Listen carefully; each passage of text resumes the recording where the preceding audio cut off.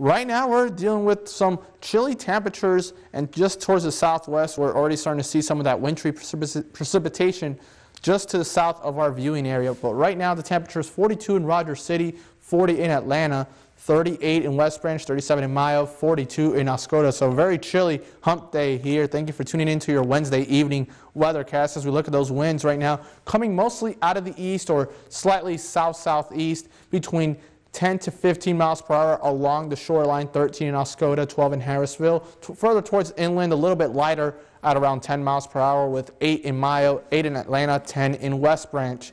As we look at that futurecast, we are already starting to see some snow already being reported in parts of central Michigan already near Saginaw. This is going to eventually begin to push slowly towards the north. Cities like Gaylord will be getting into that action. For us on the Sunrise side, the more west you are, so cities like Atlanta, Mayo, West Branch will have the best probabilities to see that rain-snow mix going into the overnight tonight into tomorrow morning, so do exercise caution.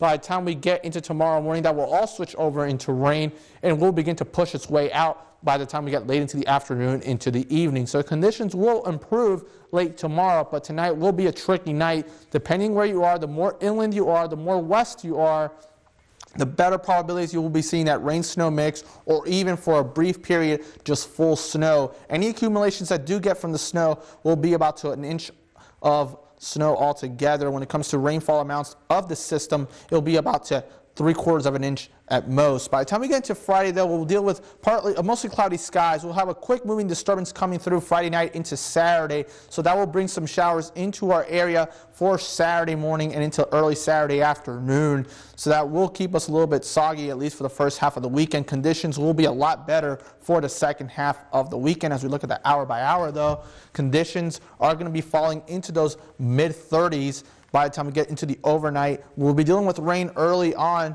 but the more inland you are, the better chances you'll get of that mixed precipitation, and that will hover over into the early hours of the morning and maybe even a little bit after sunrise. By the time we get to tomorrow, late tomorrow morning into the afternoon, that will switch over back into rain as those temperatures climb into the mid-40s. By the time we get to tomorrow night, clouds will begin to disperse somewhat, and the rain chances do go down to 10%. By the time we get into Friday, it will be overall mostly quiet until the nighttime hours. We'll have that quick moving disturbance coming through late Friday night into Saturday. That will hover over at least for the first 2/3 of the day on Saturday. By the time we get to Sunday, nice skies return, and that will continue until Tuesday when we get another system. So right now, conditions are looking good for your Halloween, but late that night, we could see an increase on those rain chances once again with another system coming through.